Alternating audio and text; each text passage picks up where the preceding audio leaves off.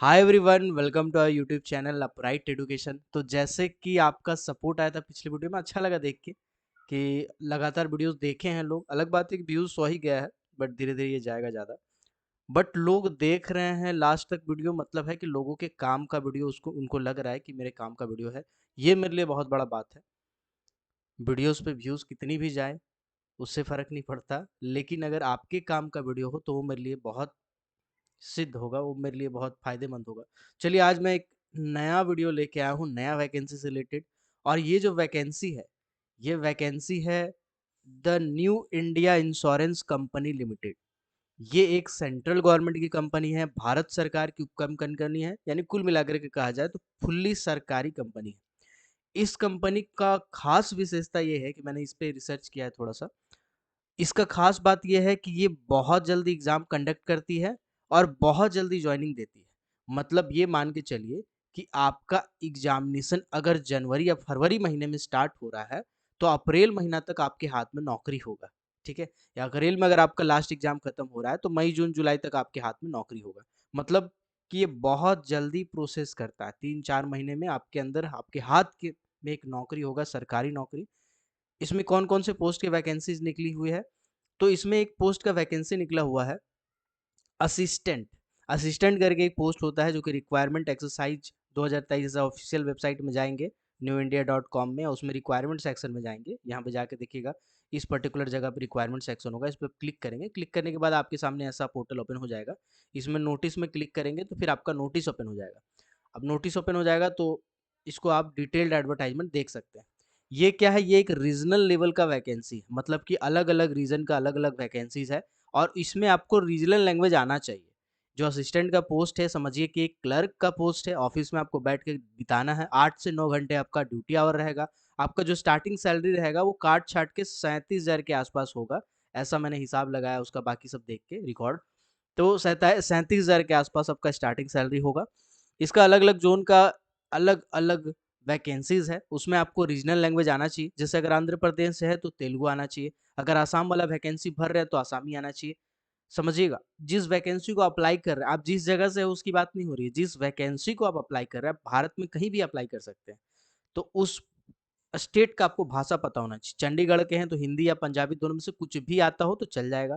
इसके बाद छत्तीसगढ़ के हो तो हिंदी, दिल्ली के हो तो हिंदी, ऐसे हिंदी वाले हरियाणा वाले हैं, है ना? हरियाणा के साथ साथ आपका जम्मू कश्मीर में भी हिंदी है, मध्य प्रदेश में हिंदी है, राजस्थान में हिंदी है, ठीक है? उत्तर प्रदेश में, उत्तराखंड में हिंदी है।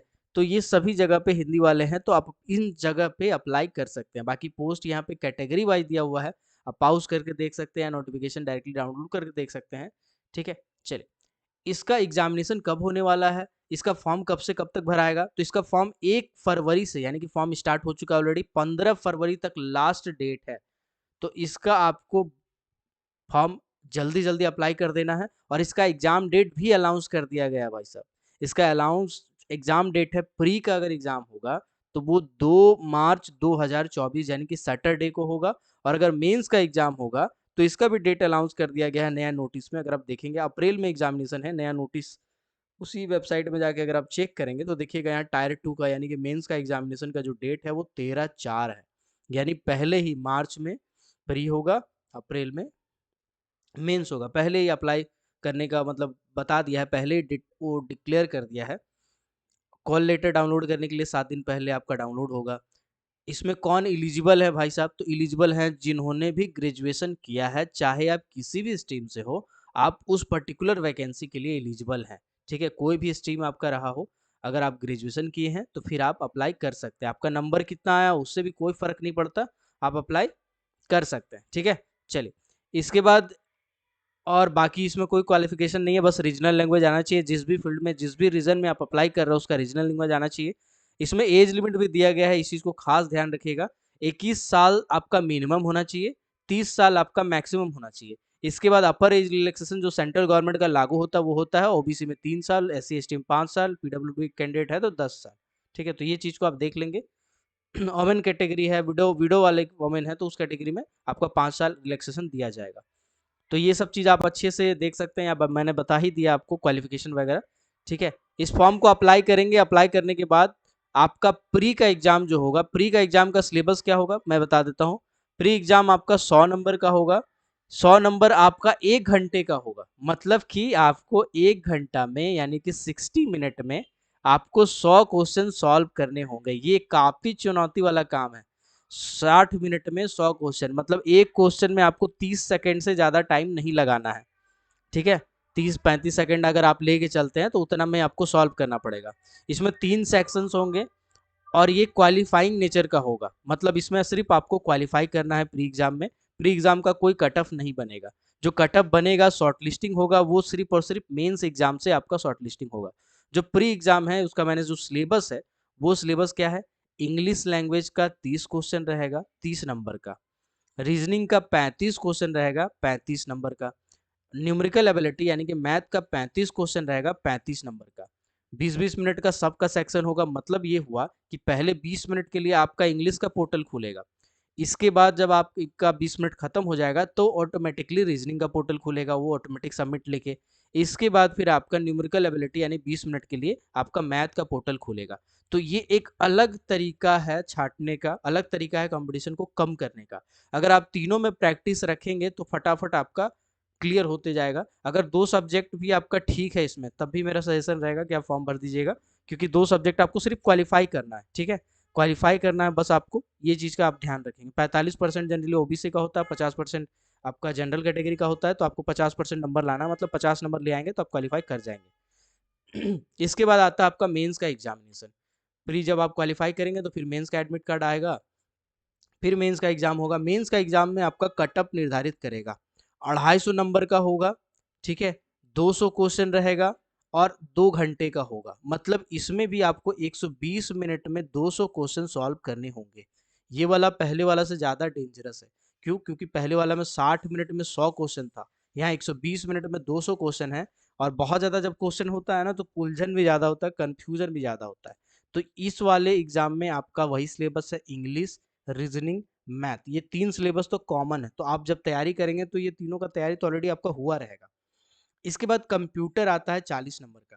देखिए कंप्यूटर का क्वेश्चन अगर आप प्रीवियस ईयर का इसका खोज के देखेंगे, 40 नंबर का, ये 50 नंबर का जो है 40 क्वेश्चन वाला, तो ये कंप्यूटर का क्वेश्चन बहुत ही आसान लेवल का रहता है। मतलब अगर आप लूसेंट का जो कंप्यूटर वाला बुक आता है उसमें ऑब्जेक्टिव जो क्वेश्चन दिया हुआ है, लगभग से और 150-200 क्वेश्चन दिया हुआ है, अगर सिर्फ उसको चार्ट लेंगे ना तो आपका वही रिपीट करता है बार बार बार बार बार बार, तो कंप्यूटर आपका बहुत ही आसानी से कवर हो जाएगा। इसके बाद आता है जनरल अवेयरनेस। तो देखिए जनरल अवेयरनेस 40 क्वेश्चन है 50 नंबर का। ये जनरल अवेयरनेस का तैयारी आप मेंस के टाइम नहीं कर पाएंगे, क्योंकि आपको टाइम नहीं मिलेगा। तो आपको जनरल अवेयरनेस अभी से लेके चलना पड़ेगा। कंप्यूटर जनरल अवेयरनेस दोनों लेके चलना पड़ेगा। कंप्यूटर आप छोड़ सकते हैं मेंस के लिए, क्योंकि बहुत बड़ा पोर्शन नहीं है, थोड़ा सा है, कवर कर सकते हैं, लेकिन जनरल अवेयरनेस तो आपको लेके ही चलना पड़ेगा। 200 क्वेश्चन है, 2.5 नंबर का है। और प्री और मेंस दोनों में नेगेटिव मार्किंग है। 1/4 का नेगेटिव मार्किंग है, मतलब अगर आप सही करते हैं तो +1 मिलेगा उस कैटेगरी में, जो भी उसका क्राइटेरिया हो। लेकिन गलत करेंगे तो 1/4 नंबर आपका जो भी मार्क्स होगा उसमें कट जाएगा। ठीक है, इसके बाद मेंस के हिसाब से मेरिट निकाला जाएगा। मेरिट में लिस्ट में नाम आएगा। लिस्ट में नाम आने के बाद आपका रीजनल लैंग्वेज टेस्ट होगा। रीजनल लैंग्वेज टेस्ट में आपको कुछ नहीं करना है। आपको अपना 10th क्लास का डॉक्यूमेंट, आपने जहाँ से ग्रेजुएशन किया है उसका डॉक्यूमेंट, अगर आपके पास ओबीसी एससी एसटी का सर्टिफिकेट है तो वो लेके जाना है, अगर आपके पास रेसिडेंशियल सर्टिफिकेट है तो वो लेके जाना है। साथ ही साथ आपको आधार कार्ड लेके जाना है, आईडी कार्ड लेके जाना है, जो आपको ये प्रमाणित करे कि आप पर्टिकुलरली उसी जगह से हैं, आपको रीजनल लैंग्वेज आता है। 10th का जो मार्कशीट होगा, 10th के मार्कशीट में जो लैंग्वेजेस होंगे उसमें से अगर हिंदी लैंग्वेज है तो आपको यहाँ पे बेनिफिट मिलने वाला है। ग्रेजुएशन में अगर मार्कशीट में अगर कहीं भी हिंदी है तो उसमें बेनिफिट मिलेगा। अगर ओबीसी एससी एसटी के साथ आपका रेसिडेंशियल बना हुआ है ऐसा स्टेट से, या ओबीसी अगर बना हुआ है ऐसा स्टेट से, तो उससे बेनिफिट होगा। आधार कार्ड आईडी कार्ड में अगर आपका लैंग्वेज है तो उससे बेनिफिट होगा। इतना लैंग्वेज ना हो अगर, तो फिर आपका रीजनल लैंग्वेज टेस्ट लिया जाएगा, जो कि एक ऐसे टाइप का होगा, सामने ही बैठ के आपसे हिंदी जो भी भाषा होगा उस भाषा में क्वेश्चन किया जाएगा, उस भाषा में बातचीत किया जाएगा। ठीक है, तो ये एक बेसिक इंटरव्यू टाइप का है, ऐसा कुछ नहीं है। अगर आपको आता है तो फिर आप बता देंगे। ठीक है, जो नॉर्मली बातचीत होगा तो पता चल जाएगा। बाकी डॉक्यूमेंट में अगर हिंदी हिंदी है तो फिर दिक्कत ही नहीं है, डॉक्यूमेंट में जो भी लैंग्वेज है उसमें दिक्कत ही नहीं है। लेकिन अगर डॉक्यूमेंट में नहीं है तो रीजनल का टेस्ट होगा कि भाई आपको उस रीजन का लैंग्वेज आता है या नहीं आता है। एक इंटरव्यू टाइप का होगा, उससे आपका काम हो जाएगा। जब आपका रीजनल लैंग्वेज टेस्ट खत्म हो जाएगा, उसके बाद फिर आपका मेडिकल होगा। मेडिकल के बाद फिर आपका ज्वाइनिंग होगा। मतलब जब रीजनल लैंग्वेज टेस्ट था तभी डॉक्यूमेंट वेरिफिकेशन भी साथ में था। इसके बाद आपका जॉइनिंग हो जाएगा। तो जॉइनिंग का जो बेसिकली पड़ेगा वो आपका जो भी आप स्टेट पकड़े हैं उसका मेन जनरली उसका राजधानी में इसका ऑफिसेस है। इसके बाद इसका सेंटर भी आप दे सकते हैं अपने हिसाब से। टायर 1 का जो सेंटर है बहुत जगह पे है, जिस भी स्टेट में आप होंगे उस स्टेट का सेंटर आप चूज़ करके दे सकते हैं, ठीक है? उस स्टेट का लोकल सेंटर दे सकते हैं। तो इस चीज़ का यहाँ पे ख़ास बेनिफिट है कि जिस जगह पे आप रहते हैं उस जगह का आप यहाँ पे सेंटर दे सकते हैं, ठीक है? प्री का, लेकिन मेंस का सेलेक्टेड सेंटर है तो मेंस में भी नियरेस्ट सेंटर तो है ही, ऐसा कोई बड़ी बात नहीं है, ठीक है? चलिए, इसका जो फ़ी है एससी एसटी कैटेगरी वालों के लिए 100 रुपया है, और बाकी कैंडिडेट जो एससी एसटी या पीडब्ल्यूबीडी वाले नहीं हैं उनका 850 रुपया है ना, जीएसटी मिला के, ठीक है? अप्लाई करने के लिए ऑनलाइन आप साइट में जाएंगे, अप्लाई करेंगे। कैसे अप्लाई करेंगे वो भी मैं दिखा देता हूँ। देखिए यहाँ पे click here to apply online है, इसमें क्लिक करेंगे। क्लिक करने के बाद आपका पोर्टल खुलेगा आईबीपीएस का। आईबीपीएस में यहाँ जाके आप रजिस्ट्रेशन करेंगे पहले, अगर न्यू है तो यहाँ click here to new registration में क्लिक करके अपना बेसिक डिटेल भरेंगे। फिर जैसे फॉर्म भरा जाता है बेसिकली वैसे आपको भरना है। अगर फिर भी आपको कन्फ्यूजन हो तो कमेंट कीजिएगा, मैं वीडियो बना दूंगा इस पे। चलिए, अब कुछ विशेष बातें जो रिसर्च पे निर्धारित है, रिसर्च पे आधारित है। ये जो कंपनी है the new India insurance company limited, इस कंपनी में पहला एग्जामिनेशन तो बहुत जल्दी जल्दी होगा। प्री के लिए आपको घबराना नहीं है। अगर आप तैयारी किए हैं इंग्लिश का, रीजनिंग का, मैथ का, तो आपका आराम से निकल जाएगा, बस आपको क्वालिफाई करना है। इसके बाद मेंस में भी आपको घबराना नहीं है, बस आपको क्या करना है, सेट लगाते जाना है, प्रैक्टिस ज़्यादा ज़्यादा करेंगे तो आपका काम हो जाएगा। इसके बाद इस कंपनी में जब आप असिस्टेंट के तौर पे काम करेंगे तो आपका जो सैलरी होगा स्टार्टिंग वो 37,000 के आसपास होगा, ऐसा देखा गया है स्टार्टिंग सैलरी। लेकिन आप इसको देख के निराश ना होंगे कि यार एसएससी में जो क्लर्क है उसका 46,000 रुपया कट छट के आता है स्टार्टिंग सैलरी, यहाँ 37,000 आ रहा। नहीं, देखिए इसमें आपका प्रमोशन बहुत जल्दी होगा। इसमें जनरली 4 से 5 साल लगता है। अगर आप ग्रेजुएट है तो आप एडमिनिस्ट्रेटिव सेक्शन में जा सकते हैं, एडमिनिस्ट्रेटिव ऑफिसर बन सकते हैं, ठीक है? एडमिनिस्ट्रेटिव ऑफिसर बन सकते हैं, और एडमिनिस्ट्रेटिव ऑफिसर का जो स्टार्टिंग सैलरी है वो 80,000 के आसपास है। मतलब कि 3 से 4 साल या 5 साल में मान के चलिए आपका 40,000 से 80,000 मतलब सैलरी डबल हो जाएगा। तो ये एक चीज़ का बेनिफिट है, क्योंकि इसमें सेलेक्टेड कैंडिडेट लेते हैं, सेलेक्टेड रहते हैं, इसलिए इसमें प्रमोशन के चांसेस ज़्यादा होते हैं। इसमें इंटरनल प्रमोशन बहुत जल्दी जल्दी होता है और बहुत ज़्यादा होता है। तो असिस्टेंट में आप 4 साल 5 साल के बाद पहुंच सकते हैं एडमिनिस्ट्रेटिव ऑफिसर में। इसके बाद फिर और 4-5 साल में जाएंगे तो और ऊपर पोस्ट में जा सकते हैं। तो ऐसा करके जा सकते हैं। अगर आप मास्टर किए हुए हैं तो आपको और बेनिफिट होगा। तो आई होप ये वीडियो आपके काम का होगा। अगर आपके काम का है तो बहुत अच्छी बात है, वीडियो को लाइक कर दीजिएगा, कमेंट सेक्शन में बताइएगा। और कुछ भी अगर आपको चाहिए कोई स्पेशल टॉपिक पे वीडियो, और अगर ये वीडियो आपके काम का नहीं है तो प्लीज़ उन लोगों के साथ शेयर कीजिए जिनके लिए ये वीडियो काम का है, ठीक है? तो आई होप पसंद आया होगा वीडियो।